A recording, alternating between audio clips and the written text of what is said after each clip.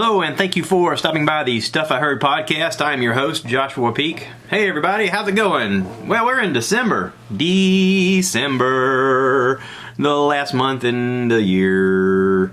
It is 2018, December 5th, Wednesday. How about that? A Wednesday. Oh, glorious December. We have Christmas coming up around the corner. Happy Hanukkah to all my Jewish listeners out there. Hanukkah started, I think, on the 3rd. And so, yeah. So what's going on? What is happening? This is the Stuff I Heard podcast. So let's talk about some stuff I heard. Because, you know, it's kind of the reason why we're all here. Let's look at my list, shall we? Because I've been a little busy. Okay. So, Wife of the Party is a podcast presented by Bert Kreischer's wife, Leanne. Leanne Kreischer is they call him the life of the party, and of course, so he's called the wife, or she's called the wife of the party. She's the one that got me started doing podcasts all in the beginning, just from listening to her talk about the Anchor app. And I have since done a couple of commercials for Anchor and for something called Pocket Casts. I have an iPhone, and I'll be honest, with an iPhone I use iTunes. I have used an app called Laughable. It's mainly for comedians, and it's just so I can listen to more and more of Bert Kreischer tell stories on other people's podcasts. I can find all of his podcasts, it's no problem. But I like to track to see what other podcasts he's on, so they have a search function on the Laughable app where you can just type in his name and it brings up all the podcasts he's been on. And it also has like tour dates and all this information. By the way, since we're on the subject, Bert Kreischer has a tour starting at the first of the year called Body Shots. And it's an arena tour. I went and saw him last February with my brother at a comedy store, or comedy, what do you call it? It's not a bar, it's a club. Yeah, comedy club. And a club is decent sized. I want to say there was maybe 300 to 500 people in this one. An arena is much bigger.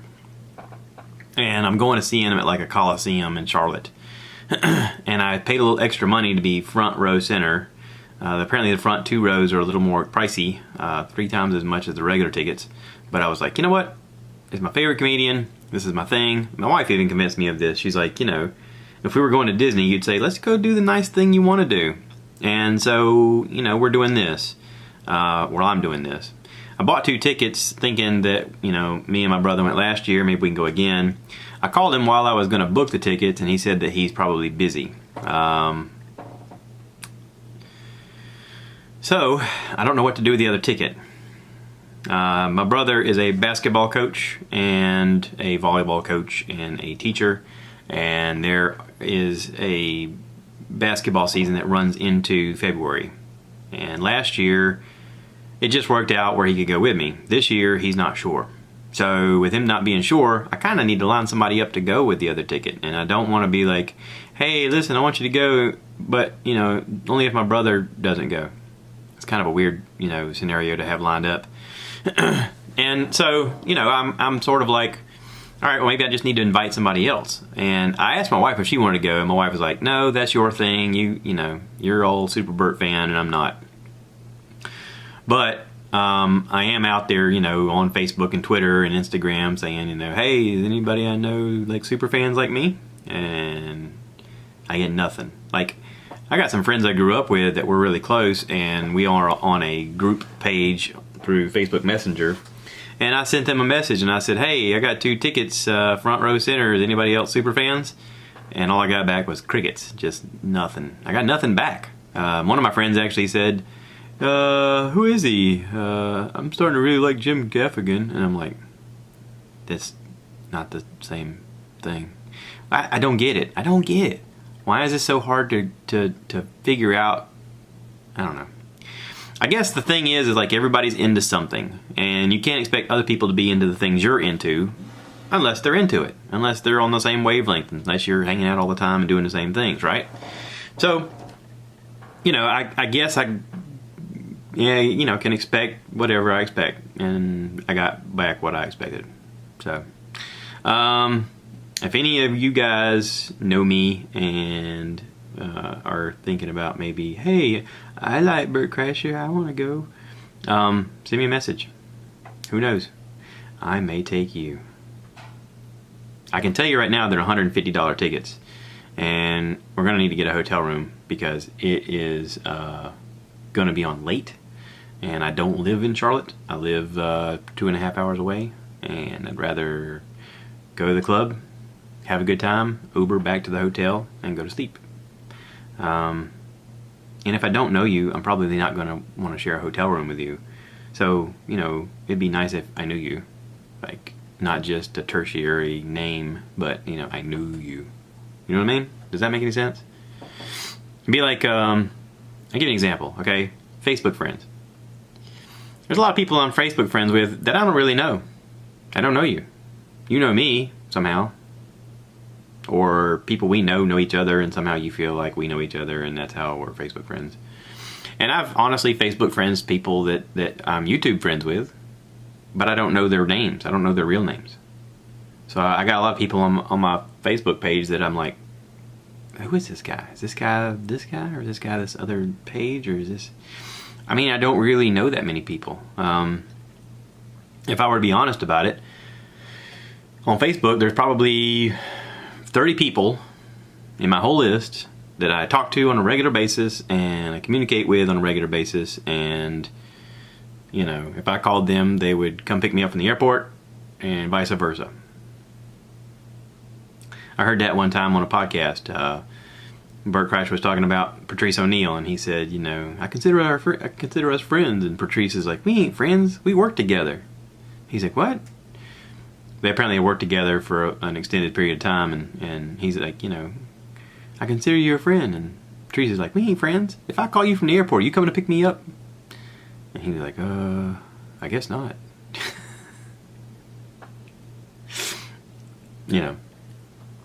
The flip side of that is Patrice was real good friends with Bill Burr, and they actually, shared family dinners together and all this other stuff, and, little inside baseball stuff I learned from listening to podcasts. So anyway, I got way off the subject here. How did I do that? You know what? It's early in the morning. God. It's like herding cats, You're just like, all right, guys, I need you to go this way. No, we want to go this way. Can I just spit out what I was going to say, or should I have it linger? No, I want to just go ahead and say it. Okay, so I listened to Leanne's podcast. I listened to 2 of her podcasts because we had a trip where we drove to Augusta to go to a nephew's baby shower, and so we were on the road. Got some time. Before we went, though, I had time to listen to her wife of the party, Leanne Kreischer. Listen to episode 43, which was released on November 22nd. It's about menopause.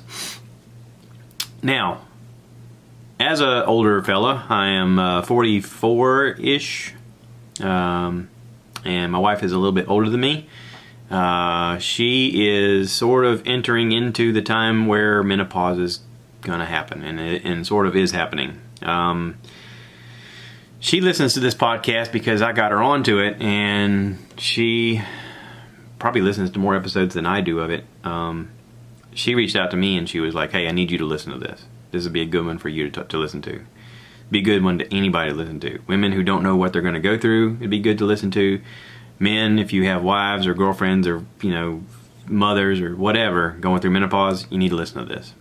And it's some friends sitting down talking about how they're going through different stages of menopause. And it's very interesting. It's very educational. And it's not just it's not boring. It's fun to listen to. So check it out.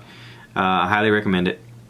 Also, her very next episode 44, is called Fathers Part 2, Sam and Lance. This is wild. We listened to this in the car and it was amazing.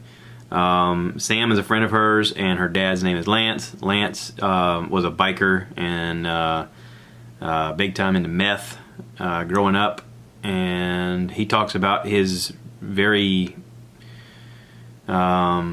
rough life in the world of drug use and drug creation and sale, and also trying to raise kids, and how he really regrets it now. And you know, he talks about his addiction and how he lost everything. And he said the hard part for me was I enjoyed it. Like, I enjoyed being in that lifestyle and doing the drugs, and to me, I didn't have a problem, but I chased away everybody who was close to me. And he said I had to hit rock bottom before I could get out of it. And there's a lot of things in here about addiction that are really interesting. There's a lot of information in here that sort of opens our eyes about the mentality of someone who's on drugs, and drug addicts, you know, in general, what they'll do to get drugs and use. And you know, it's very interesting. If you know anybody going through this, if you know anybody who's struggling with this, if you know anybody who in your family or in your immediate circle has people going through this is a good listen. This is good information. Lance is a fascinating guy, and apparently he's, you know, turned his life around now, and he's made amends with almost everybody. And you can still hear in his discussion about it that he still regrets putting his family through all this. And it's interesting. It's a very interesting listen. I highly recommend it. So go check out Wife of the Party, Leanne Kreischer. You know, and if you enjoy it, make sure to, you know, all of these podcasts, if you enjoy any of them, make sure to go on there and, like, you know, hit the little 5-star button and write a little review and say, you know, hey, this is great. I enjoyed this podcast. This was great for this reason. You know, give them some feedback. It always helps out. Always, you know, and the more you do that kind of stuff, the more it moves it up on the charts, and the more people notice it, and the more people, you know, pass it around, and word of mouth, it grows. And all that stuff's important. I mean, you need that stuff.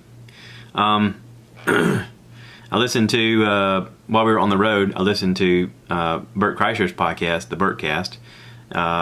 He has a show where once a week he sits down with a guest, and then once a week he has this thing called Open Tabs. And the Open Tabs one is not monetized at all, because he shows other people's clips on YouTube, and he plays other people's music, and he kind of just opens up his browser and tells you about what he's opened up over the last week.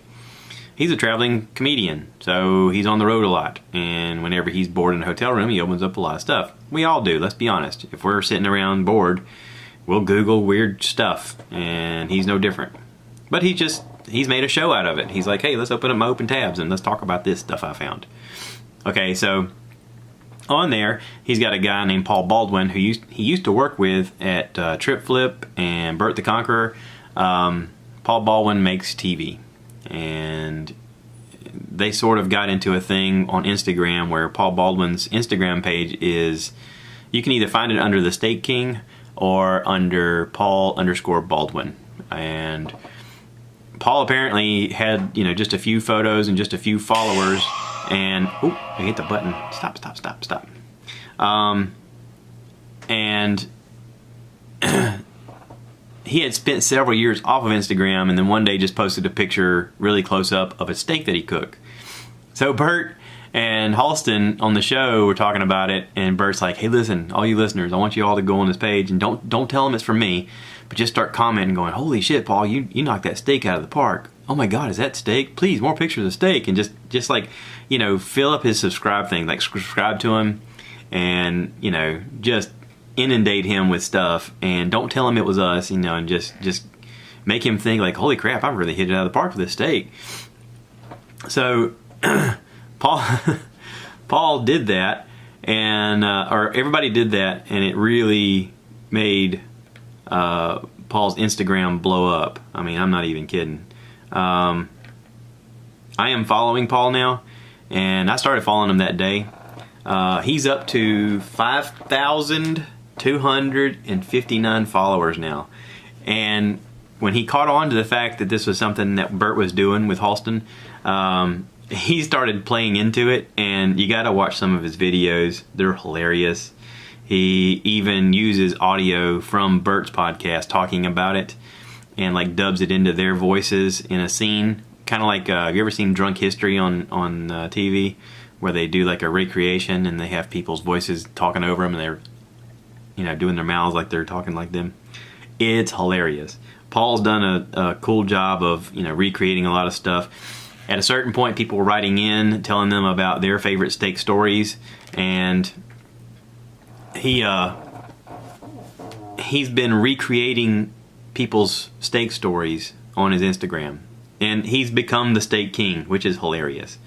Matter of fact, if you are on Instagram and you start making your own steaks and you tag him on your thing, he'll like instantly like it, and at times he went on my page and started liking some of my photos and stuff, and so I think it's kind of cool to bridge that gap between, you know, common people and celebrity.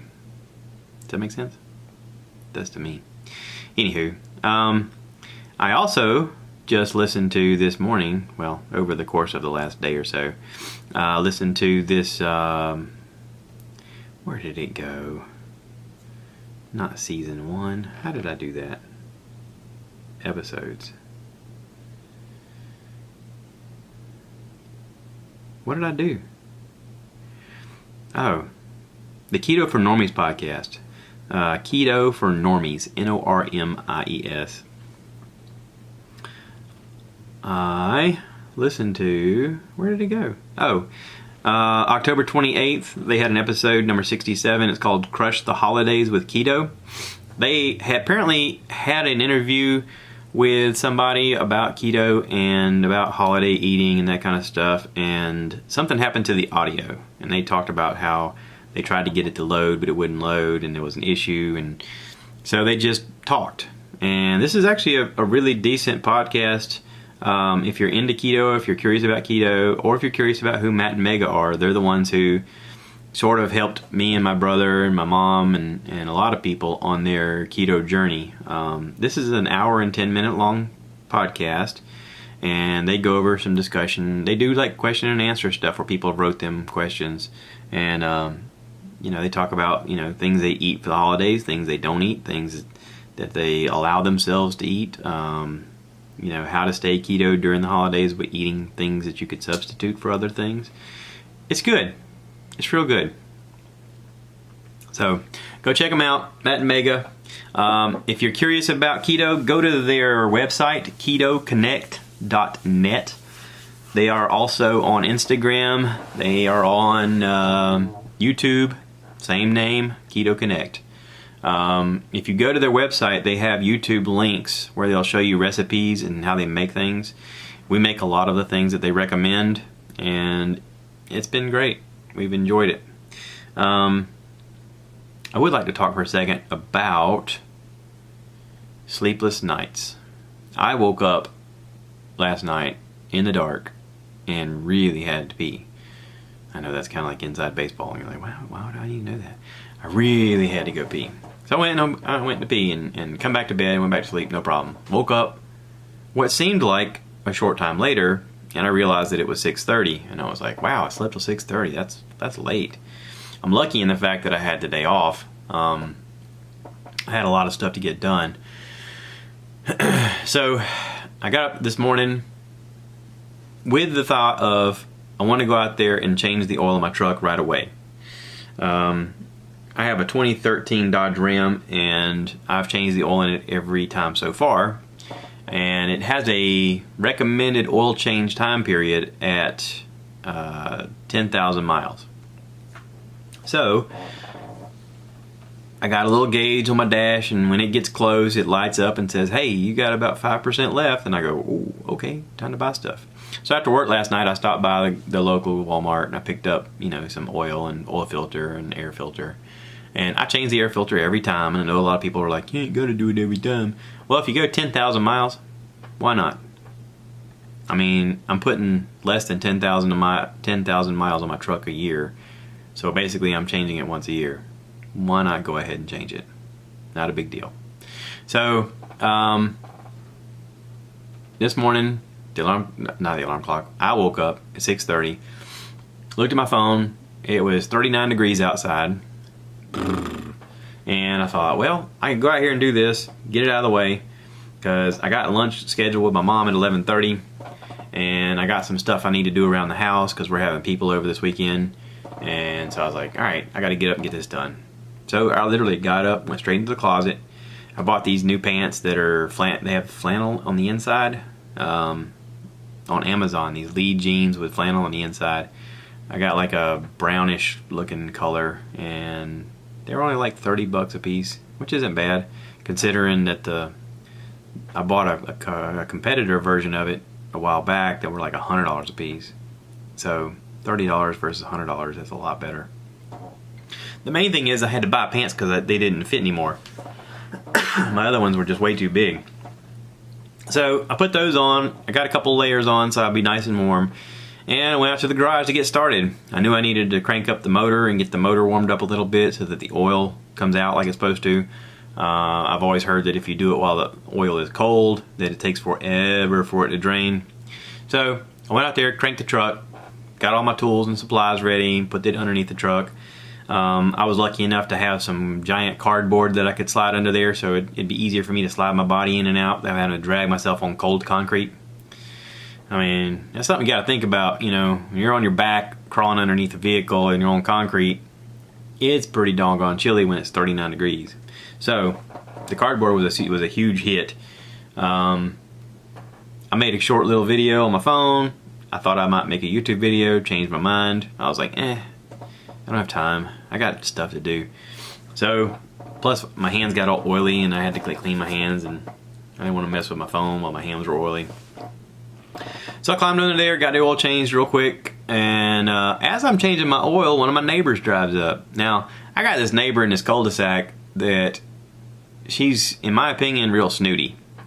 Her husband's real nice. Every time they are out walking around or they're driving by, I'll wave because I'm on the corner lot, and he always waves, and every once in a while he'll say, "Hey buddy, how's it going?" You know, that kind of stuff.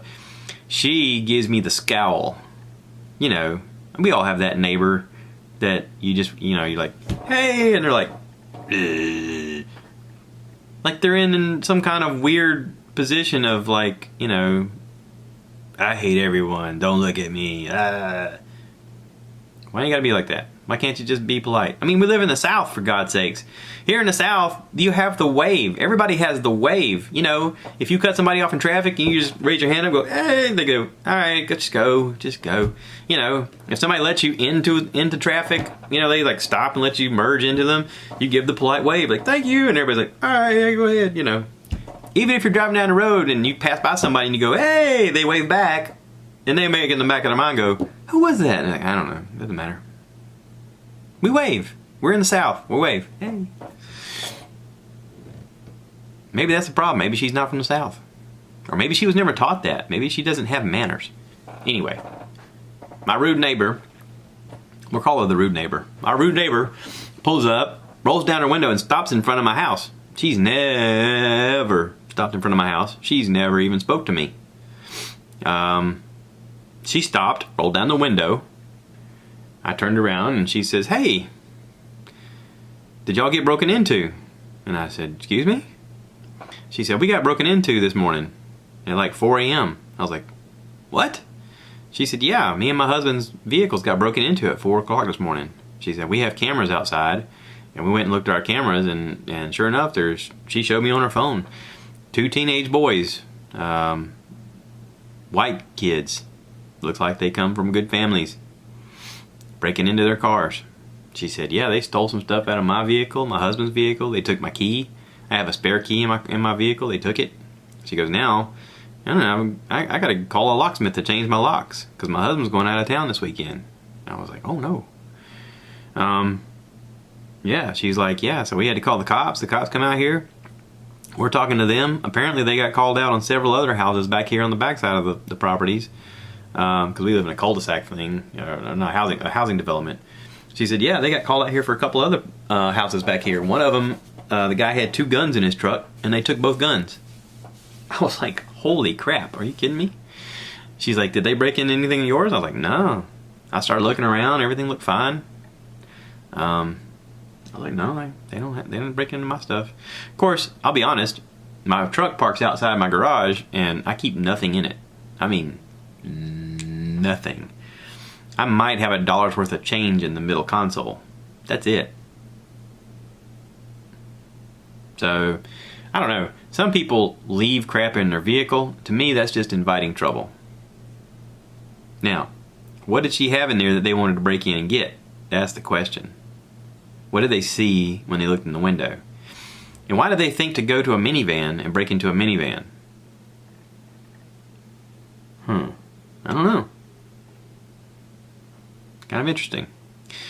But I can't help but think that drugs are involved. That these guys are breaking into vehicles looking for money so they can buy drugs, or looking for stuff to sell so they can buy drugs. I mean, we live in a area right now that seems to suddenly have a lot of drug use and drug addiction.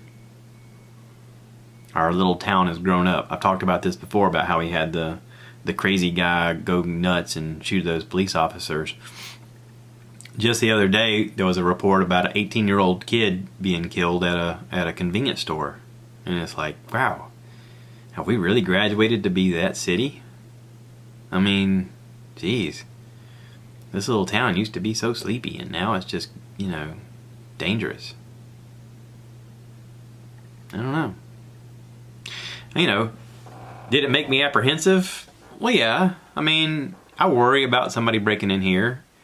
I mean, you don't want to have to repurchase things, and you don't want to have to fix things that are broken. But I have nothing of value. I really don't. I got nothing. I mean, what? A laptop, maybe? That's about it. The camera. You know. They're not going to take furniture, because you can't just load furniture out while people are in here. And not only that, but you'd need a crew of people to dismantle the furniture. So, I mean, if you're looking at portable things to run out the door with, I got a laptop and a camera. And that's it. Nothing else of value in the house. Maybe there's something to having nothing. A minimalist kind of idea. You know, I think about this when I think about, you know, Dad up in Maine, where at one point he had a bunch of cars, and before he retired he sold a bunch of them and bought a Prius so that they would have good gas mileage on, you know, a fixed income and that kind of stuff. And before that, though, I was thinking, you know, there's always maintenance to do. There's always something to fix, because something always needs attention. And when you retire, you think, okay, at a certain point, I got to cut down on the amount of stuff I got to pay attention to, because it's getting to be too much. And I sort of feel like that around here sometimes with just simple things. Just everyday, run-of-the-mill, making the household work kind of things. And I think, wow, you know, if that wasn't around here, I wouldn't have to keep up with that either. And, you know, I noticed older people sometimes will sell their homes and move into condos just so they don't have to cut the lawn anymore. And honestly, if something happened to me and my wife lived here by herself, it wouldn't be a terrible idea for her to move into a condo just so she wouldn't have to cut grass anymore. I mean, she'd have to sell some furniture, but that'd be easy to do. But it'd be less to keep up with. And it might be safer, because you'd have neighbors around you that help you keep an eye on you. So, anywho, I'm going to cut this off. Hope everybody's doing well. Y'all take care. Christmas is around the corner. Don't forget to call your loved ones that you haven't talked to in a while. And be good to one another. Look out for those crazy people that are breaking into houses early in the morning. And if you see them, you tell them, y'all gone now, get! Alright, kind of a weird way to end it, but yeah. Take care. We'll talk to you later. Bye now.